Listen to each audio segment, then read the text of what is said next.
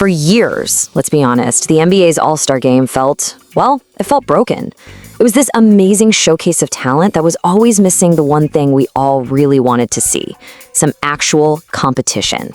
But in 2024, the league just ripped up the whole rulebook. So let's break down the fix for the NBA's biggest exhibition game. And that brings us to the big question, right? After all the different formats and all the criticism, did the league actually manage to pull it off? Did they finally find the secret sauce to make the All-Star Game something you have to watch again?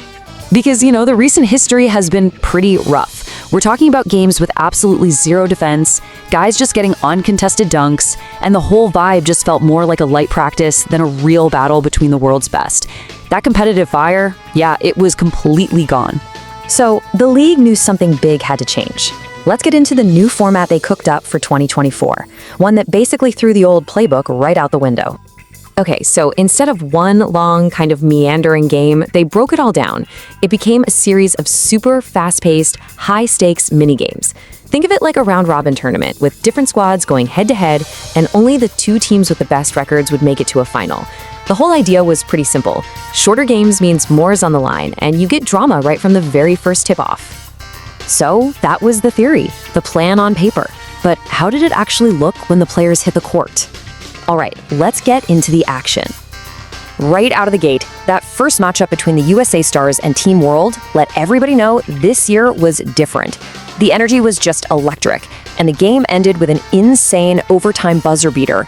And all you had to do was look at Victor Wembanyama's face. This was a furious competitor who was playing to win, not somebody just going through the motions. That one moment right there set the tone for the entire day. So next up, we got a classic storyline, the old guard versus the new blood. On one side, you had Team Stripes, just stacked with legends like LeBron James and Kevin Durant. And on the other, you had the young guns, the guys who were hungry to take the torch. It was experience versus energy. A perfect setup for a showdown. And let me tell you, the old heads proved they absolutely still have it. LeBron was pulling up from the logo, KD was knocking down threes. It was a clinic. And just like that first game, this one came right down to the wire. It ended with another thrilling buzzer-beating three, this time from De'Aaron Fox to give Team Stripes the win. The drama was 100% real. So with a spot in the championship on the line in Game 3, one player just decided, you know what? I'm going to take over. And in his home arena, no less. It pretty much immediately became the Kawhi Leonard show. 31. That is how many points Kawhi dropped in a single quarter. It's tied an all-star record. So if you needed any more proof that these guys were actually taking this seriously, a 31-point quarter from one of the quietest superstars in the league was all the evidence you could ever ask for. While the new format was clearly a massive success, the championship game itself was really defined by the incredible, relentless energy of one player who just seemed like he was born for this kind of stage.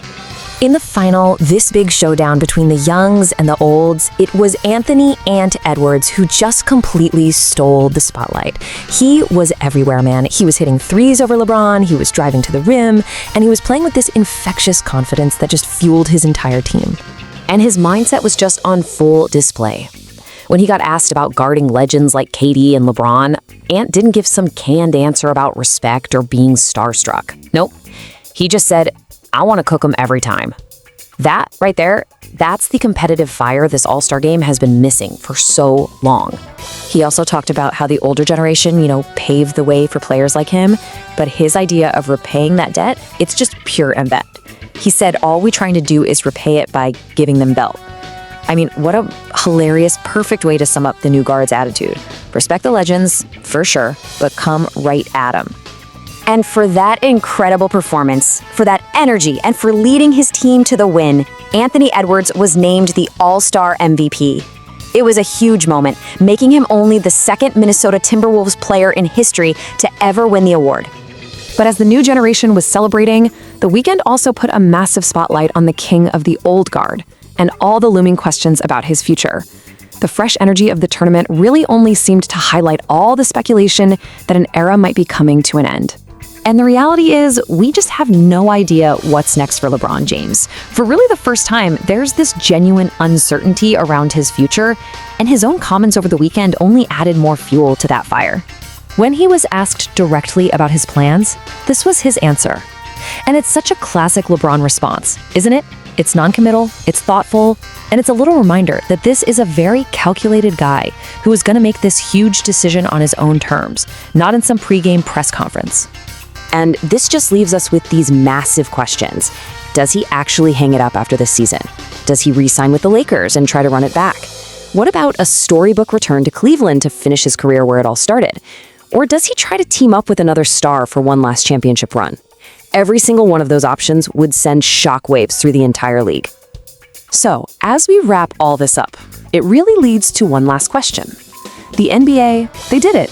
They successfully injected life, competition, and some real drama back into its All-Star game. And the MVP was this charismatic, fearless young star who wants to give the belt to the legends. So does this mean the new guard isn't just knocking on the door anymore, but that they've officially kicked it wide open?